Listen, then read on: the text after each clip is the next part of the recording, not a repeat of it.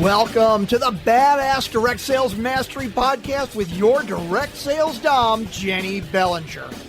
Badass Direct Sales Mastery is a podcast for rock star direct sales moms who are determined to make their business kick ass. Jenny will share her knowledge of effective sales and recruiting techniques, tips to get what you want from your business, and will interview direct sales professionals and leaders from various companies. The interviews will give insight to how these rock stars got to where they are and where they plan to grow in the future.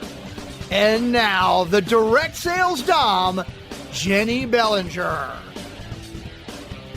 Welcome back to another episode of Badass Direct Sales Mastery. I'm your host, your direct sales dom, Jenny Bellinger, helping you whip your business into shape.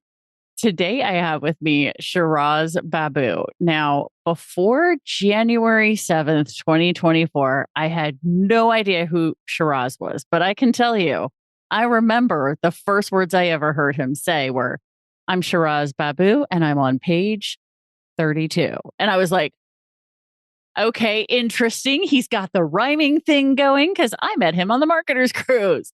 And we ended up in a hot tub and talking. And then later like 2 days later or a day later, he ended up doing his magic on me. And if you're like wondering what the heck that is, let me share with you a little bit more about Shiraz.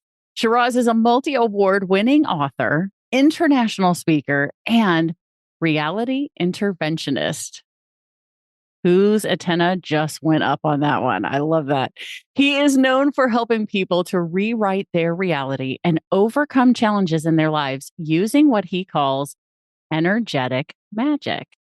Shiraz has helped thousands of people to overcome illness, poverty, and unconsciously addicted struggles. And overall, he is a renowned personality in the area of reality addiction, and his book, How to Rewrite Reality, has changed lives across the globe. Welcome to the show, Shiraz. Thank you, Jenny. So happy to be here.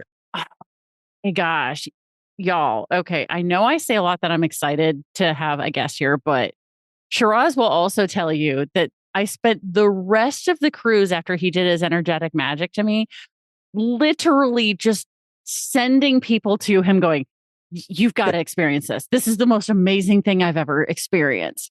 And because it really, truly does feel like magic. So how did you get into the world of energetic magic?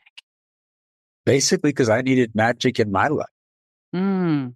I got rheumatoid arthritis when I was 22 years old. And yikes. Yeah. So, and it was in every joint in my body. I was a bodybuilder at the time. Oh. And I remember, I was doing a military press and I just felt something in my shoulder. And I'm like, that's not muscle pain. That's something else.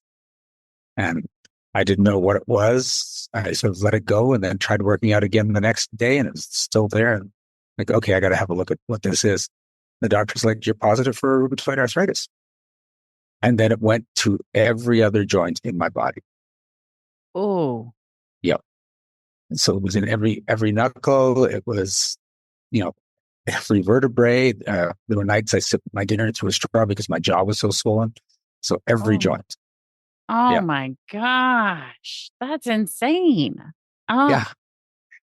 So, yeah. And, I did what you do. So you try medication, didn't work. Diet supplements didn't work. Started trying alternative medicine, doesn't work. And this just became my life for 18 years. Pain just about every day. Ooh. Deterioration of the muscles, of the joints, of the cartilage. Got to a point that I was basically grinding bone on bone in some of my joints because the cartilage went away. Oh. So, yeah, that was my life. Oh my gosh. And so how did you get from 18 years of this pain and agony and getting to where you're now helping others get through this as well, because you've helped other people overcome illness from this? Yep. So I went to see a mentor in India. My dad told me about this program called Combined Therapy. And I said, they have success with arthritis. He goes, they have success with everything. I'm like, how do they have success with everything? Because you go to some place for arthritis and some place for diabetes and some place for cancer. It's like, no, they take care of everything. I'm like, why is everyone not using this? And he goes, because it's a different kind of methodology and not a lot of people know about it. So I flew to India and worked with this guy. And I thought because it's India, it's going to be some sort of energy healing, Reiki. It's like, ew. No, I mean, I would have been fine with that. But all he did was talk to me for 2 weeks, right? Asking me all these details about my life. And it was like being a psychiatrist. And he wasn't trying to actually solve anything. He was just gathering information. And after the 2 weeks, he goes, well, Shiraz, you believe you're responsible for everyone in your life. So first I said, no, I don't. Like, that's crazy. Mm-hmm. He said, I know you don't think you do, but from everything you've told me, you've created a belief that you need to be responsible for everything.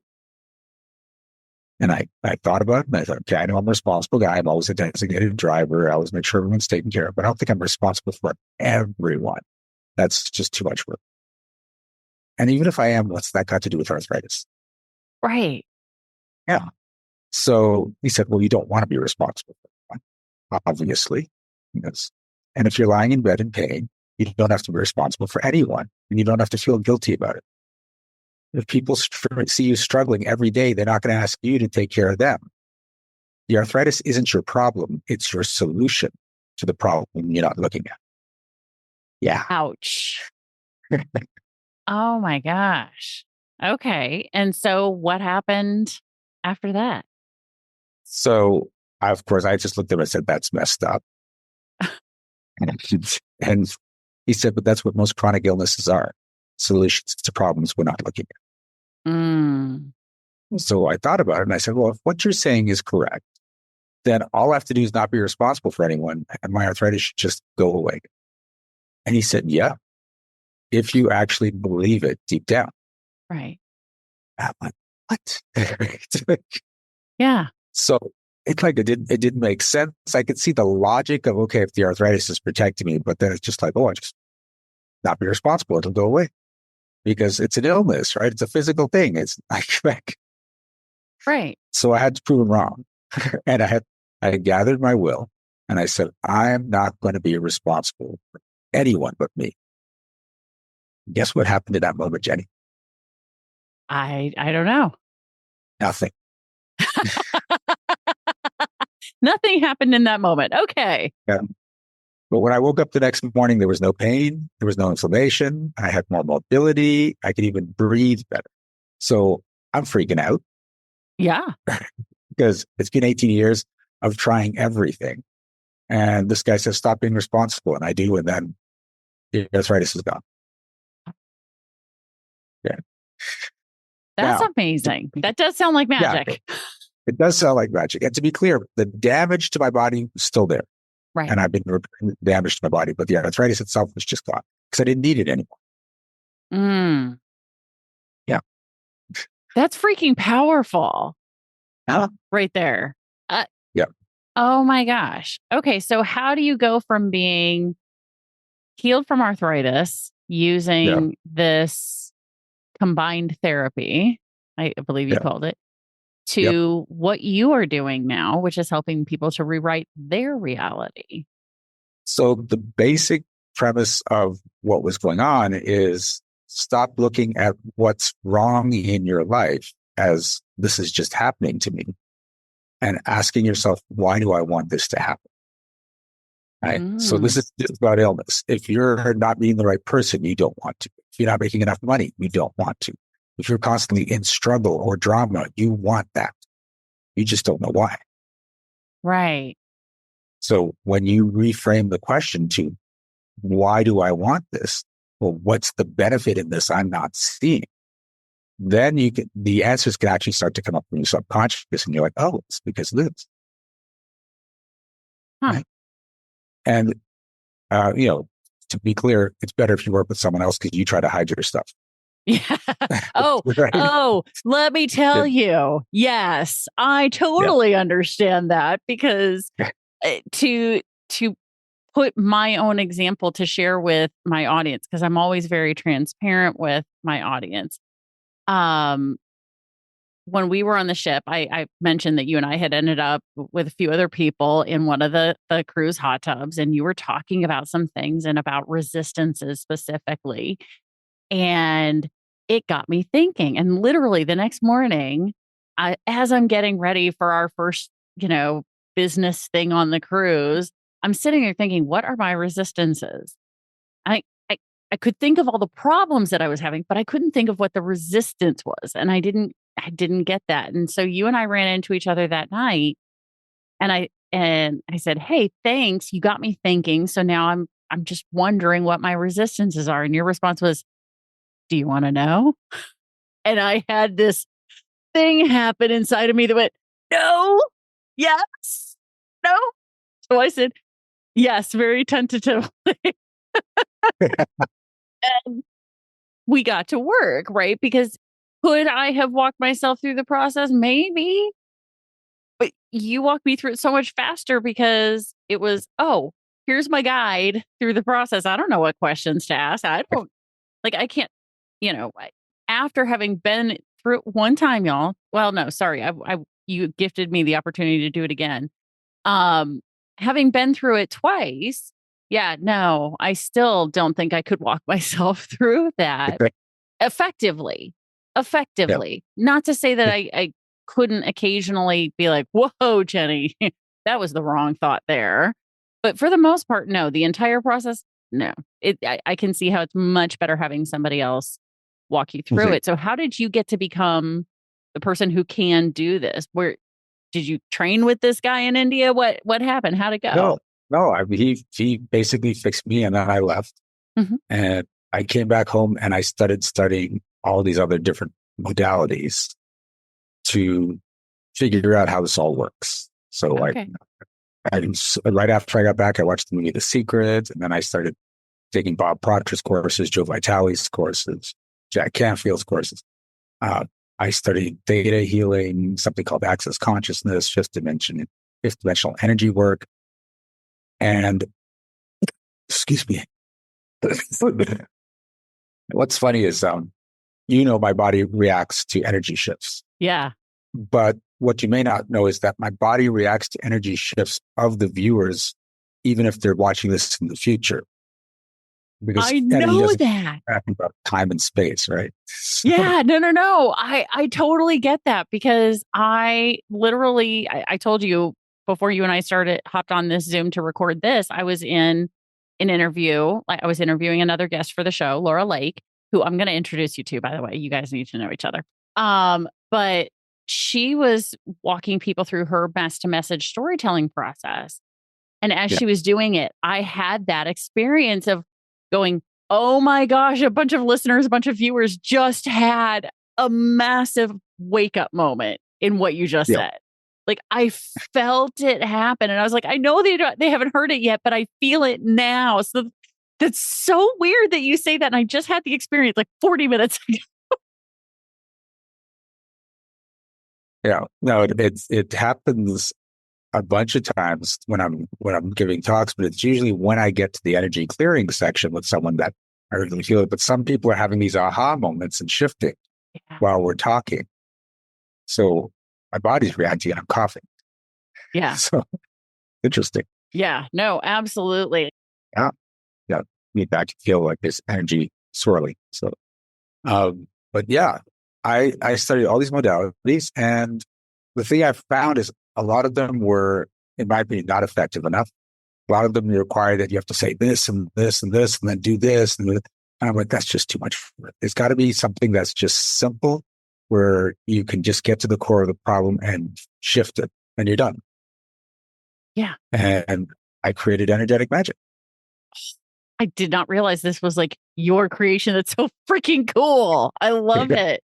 And you are totally welcome to stop me if I'm going too deep into your process from this. But what Yeah. I found interesting was the first time you asked me a question and I gave you an answer, your response was, your subconscious doesn't believe that.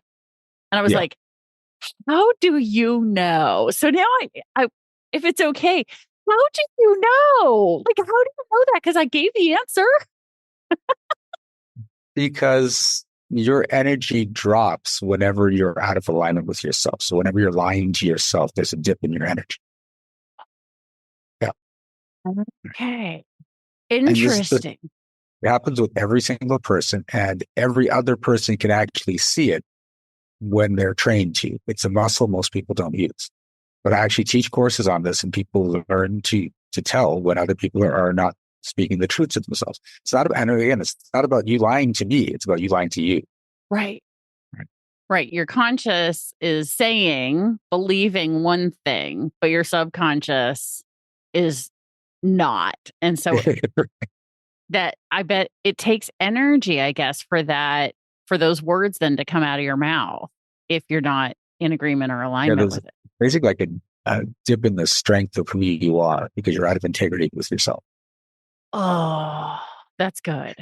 Okay. Interesting. So do you sense it? Do you see it? Like, I'm so curious about this. It just comes in however it wants to come in. So sometimes I feel it, sometimes I see it. The sort of pact I've made with the energy is just show up however you want to show up so it best serves me and my clients. So I've tasted it. It's just, right? Because you can use any sense you want, or it could just be a simple knowing. It's like, oh, that's not coming up true. And I've had people talk to me about this. So, oh, so you're looking at their body language, right? And I'm like, no, because I do this over text. So it's not about the voice. It's not about the body. It's just about the energy. Oh, that is so fascinating. Okay. I didn't know you could do that over text because I know you do coaching over Zoom and that was where some of the resistances conversation came up was, sometimes you'll be in a group coaching session and all of a sudden your client can hear you. Their Zoom technology stops working. And for those of you who are listening right now, I'm putting air quotes around it. What's happening in that moment? So people don't realize how powerful they are. We can affect electronics through our energy. We can affect other people through our energy. Mm-hmm. And so if you don't want to shift something and you're working with me, you can cut the Zoom connection either so that you don't hear me or my screen freezes or you bump yourself right off the top. That is so fascinating. Seriously fascinating. Okay. And so... And we affect each other too. Have you ever been in a situation where you felt like you just acted completely out of character and you have no idea, like, why did I do that? Yes. Okay. You walked into someone else's story and their story overrode yours. Right. So if you're like, you're normally a wonderful, caring person, and then with an interaction with some person, you like get short with them. You say something, and later you go, "Why did I say that? That was kind of rude." It's because that person had a story that people are always rude to me, or people are always putting me down, and you got hit by that story, and just it overrided for a little while. Oh, that is so weird, but it makes sense. It makes perfect sense. Oh, and this is happening all the time with every person. The stories are all interweaving and working. Some of them match perfectly. Sometimes it's an override, but this is the world we live in. Oh my gosh. And so for the listener right now who is experiencing struggles, maybe they have the illness issue or the money issue, because that was one of the things you and I got to deal with was, again, I'm going to be open and honest. We talked about my money mindset. We talked about my health and wellness mindset. I think that was those are the two most that I remember, because the interesting thing that came out of the money mindset piece was even if I don't do it, it gets done. Because I wrote that down. Like it was in my Rocket book. And when you and I were actually on another group call the other day, there was something that you said that made me like type that in the group chat. Because I was like, yep, this is what happened when Shiraz and I work together. If I don't do it, it still gets done. Like, because when you're a solopreneur, especially for the entrepreneurs who are listening right now, whether they're in direct sales, network marketing, or a solopreneur who's a coach or some other business owner, right now, oftentimes we feel like we are the only person in our business. So we have to do all the things. And this goes back maybe to that responsibility conversation, right? So how do you work with people on that? So we have those conversations. We find out where there's a story that you don't know is running. So in that case, there's multiple stories that create that situation. There is no one will help me. I have to do it on it. It's only going to get done right if I do it. So you end up doing it on your own. I have to show people how hard I'm working. So I end up doing it on my own. Like there's all these different ways the story can show up. Oh, yeah. You probably are getting ready to yawn right now because mama just had her own little, Yeah. attached to that one. Well, so many entrepreneurs want to show how hard they're working. Yes. Right. So they can justify how much they're making, or they can get sympathy from other people. Right. And so then, of course, if it's how much you're making, you've got to work harder and harder to make more and more money. Yeah. Right.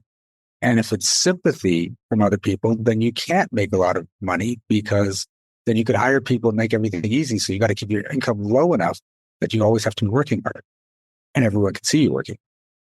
And they're cheering you on through your struggles. And, oh my God, Jenny, you deserve more. I see how hard you're working. It's a shame that things aren't just coming together. And you're feeding off that. Right. That's staying exactly where you are. Y'all. Okay. Who else just had a moment? And I'm going to tell you, like, what's so interesting about this is the fact that there's, like, for me, and I don't know if this is always the case for the people that you're working with, I literally feel a physical reaction around my diaphragm or upper abdomen area. And it's such an interesting thing. Does everybody have the same feeling in the same spot? No, people have it in different places, but that's basically when we're triggering that subconscious belief is there.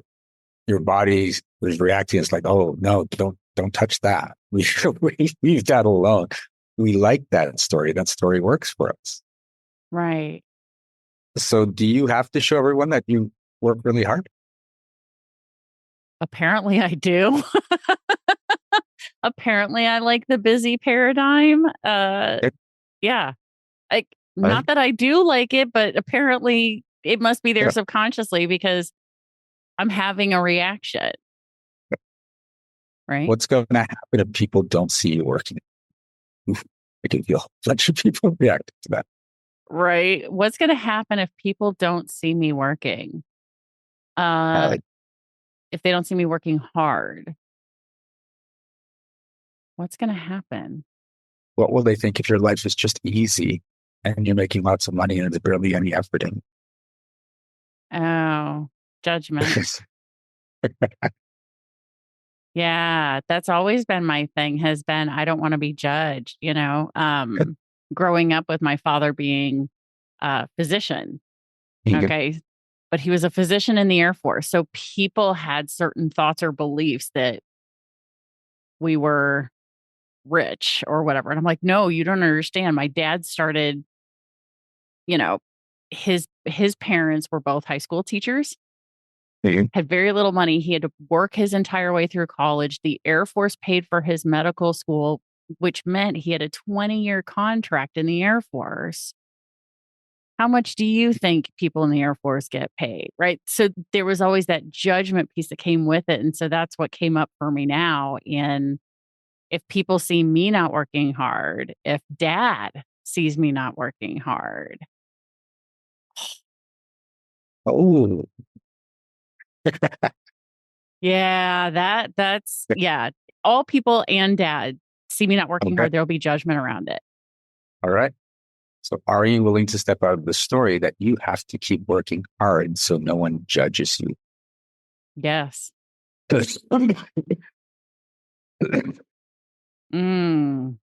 I feel I'm having it, but I'm also feeling it from other people. Like, because when it's just me, it's usually here. I am feeling it from all sides right now. Energetic. That is so cool. Yeah. I'm so happy for people right now. If if you don't work hard, will your dad love you as much? Yes. It's not coming. Oh, So are you willing to step out of the story that you have to keep working hard to make sure your dad still loves you? yes. Hmm. Wow. That was a big one, y'all. It's not that uncommon actually, because a lot of people have this. Well, my mom works hard, my dad works hard. So if I made money easily and not about to feel like I'm disrespecting who they were, Mm. right? So then you keep things hard. Oh, yeah. No, that makes sense. I get that. Oh my gosh. Now, I hope you all, well, is that, is there more to this process? I don't want to stop us in the middle of the process and mess it up or mess anybody else Looking, up. we're looking at working hard. So do you deserve the money and the success if you don't work hard? I'm guessing the answer must be no because I'm having more reaction. Okay. So what most people don't get is that you were born deserving every bit of success that's coming to you. You're born deserving riches, but we are taught that you've got to earn it. We are taught that you've got to increase your value before you can get all these things. And all that teaching is what blocks off abundance from us. So when you start stripping that off, more and more abundance just starts showing up in your life. Because every single, I mean, if you ever held a newborn baby, Mhm. right? Do you say, well, look, you've just been born. There's no value. I don't feel any value coming off you at all. Or are you like, oh my God, there's so much value coming off this child because it's born without any of the filters. Yeah. No, definitely the second one. Like Yeah. every baby is so precious. Yeah. Yeah, you definitely can feel the energy from that. Yeah. Yeah. And then we are taught to dim that energy. We are taught not to show it. We are taught that now we have to earn it, even though we already have it.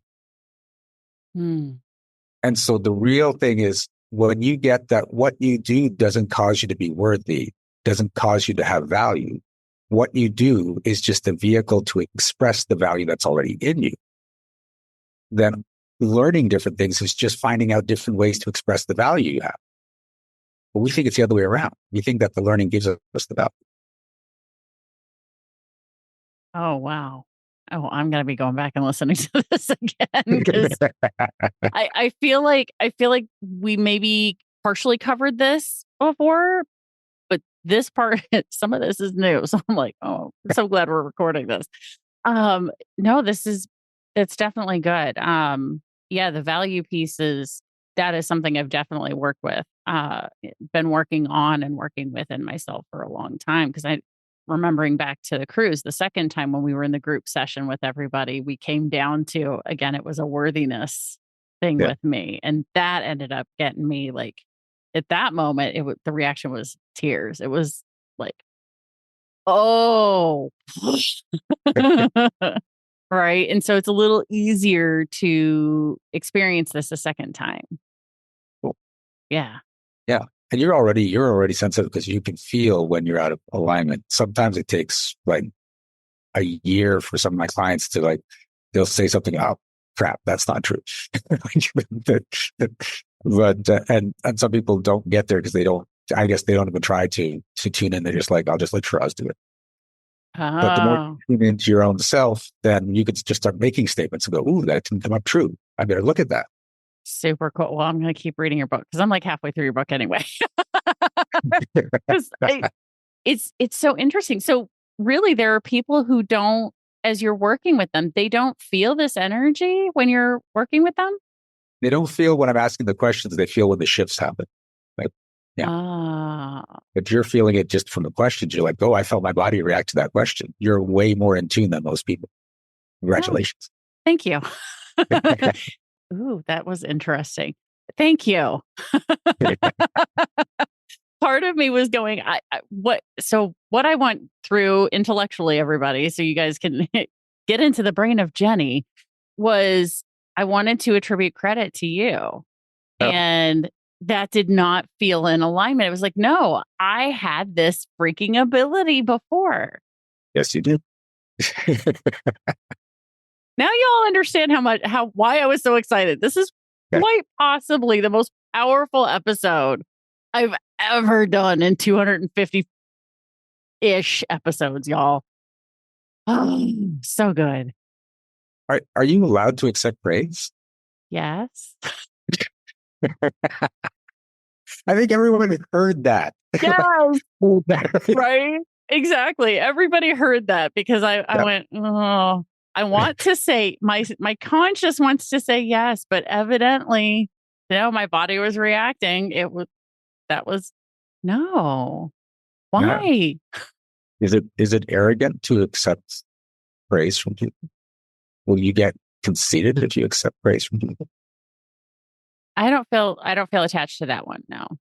Yeah. Do you always have to be humble? I'm having a reaction to that one, so evidently, yes.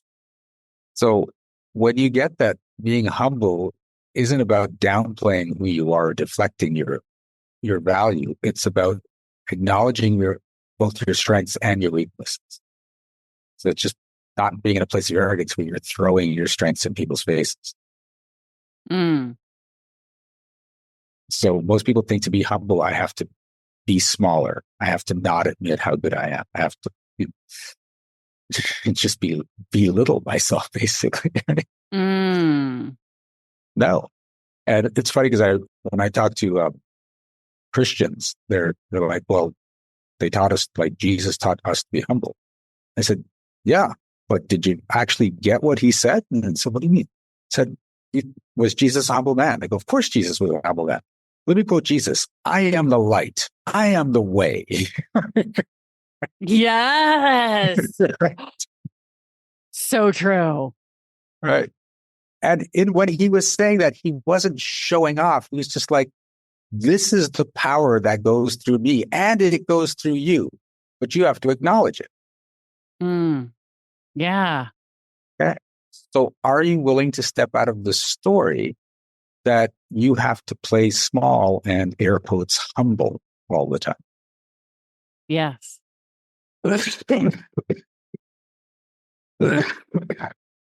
Boom. Yeah. Big shift. And not just me. That was a lot of people who just shifted. Yeah. Yeah. If you got skills, it's okay to own those skills. We're just saying don't throw them in people's faces. Right. That's it. Yeah. No, that makes perfect sense. I consciously knew that, but evidently there were other beliefs down below the surface that were different.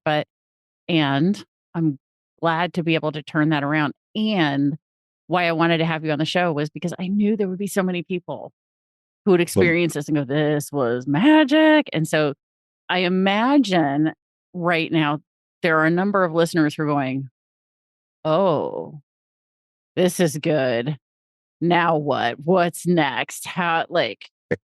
What's going on? How can we either experience more of this? Because I don't know about you guys, but I'm kind of addicted to Shiraz now because these shits are fantastic.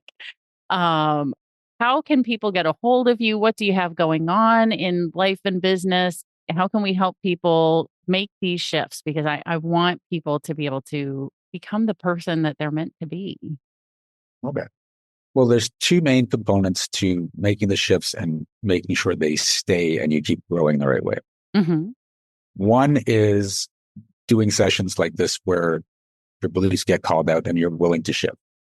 Right. And for some of the people that aren't like fully aware of what just happened is I did not shift your energy. I got you to the energy, the thing that needed to be changed. And then you made the decision. Yes. And that shifted the energy. So that was you doing the work. I'm just the guide to what needs to be changed. Yeah. So that kind of work you want to do on a regular basis. The other thing is you want to train your brain to think the thoughts that you want to think rather than the thoughts that just jump in there. And in order Yeah, most people don't know how to do that. And one of the major components of that is to be able to hold the thought you want to think for 30 seconds or more. Most people can hold a thought for 7 seconds or less, which is about the same as a goldfish. Okay. Yep. That sounds about right. Uh-huh. So when you train your brain to hold thoughts for 30 seconds or more, then you can think of it like going to the gym. You learn to lift the weights until you get a certain amount of strength. And then you take that and apply it to your soccer game or your, basketball game or whatever it is to make everything better. So in this case, you learn how to train your brain, and then you say, okay, and I'm going to use it to create more success, to create more loving relationships, to improve my health. And that's through visualization exercises. So you can visualize yourself on stage in front of hundreds of people, and they love you and you're confident. And as long as you're doing that for 30 seconds or more and doing it from a first person point of view, your brain thinks it's actually happening. It can't tell the difference between that thought, that image you put together, and actual reality. Mm. So when you keep doing it, it eventually thinks, well, this is just who I am. I've done this so many times now that it's just who I am. And then you start behaving that way and you start attracting those results, and suddenly you're that person. Love So that. that's it. In order to do that, first, you got to train your brain. So I actually have audios created called Stop Thinking Like a Goldfish audios. I love it. Yeah. And we're going to put the link in there for the listeners, and you can just grab those audios. When you download the audios on the success page, you've got the audios. There's another link there I have a free webinar every month where I work on the participants. I'll work one-on-one with several participants, and you can join that. It happens the second Monday of every month, and you can experience me, I won't say in person, but live, sort of in person. Right. Experience him on Zoom virtually to go through that. So Badass Crew, you guys already know, you've been listening and watching for a while. So you know to go to the show notes to grab that link for the Stop Thinking Like a Goldfish audio. But if this is your first time ever listening, maybe because I already put out the vibe and I already put out the thing to everybody going, oh my God, y'all have to listen to this. It's the most powerful episode I've ever done. And you're sitting there going, wait, show notes? What are show notes? How do I get to this link? What you're going to do is grab your phone, assuming you're listening on your phone, click on today's episode and scroll below Shiraz's picture and you'll see the link for Stop Thinking Like a Goldfish. Click on that link to go grab those audios. And then on the success page, the thank you page where it says, you have the audios are on their way.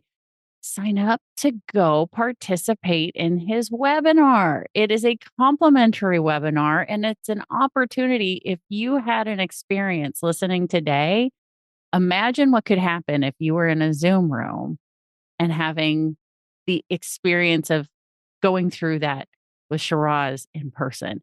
I highly recommend it. It's been one of the most powerful things that I've ever had happen. And so that's why I wanted to have him on the episode, on the show, so I could share him with the world. Because I told him, I was like, I'm sharing you with everybody. Like, I have no problem with sharing. I am a sharing kind of girl. I am telling everybody about you for like forever. And so please make sure you go grab this. If you had an experience today and you see the power in what making these shifts can do for you, go grab these things, because I want the best for you. I want to be the best for you. And I want you to have transcendent joy. We all know that's Ohana. That's our way of showing love. And I show love by sharing someone like Shiraz with you today. So Shiraz, thank you for being here and helping shift so many people through this process.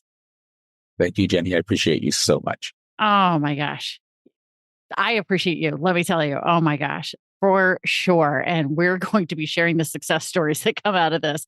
So y'all, as you have your experiences with Shiraz, please reach out to me. Let me know so we can share these testimonials with him, because I'm sure he's also going to be hearing them from you as well.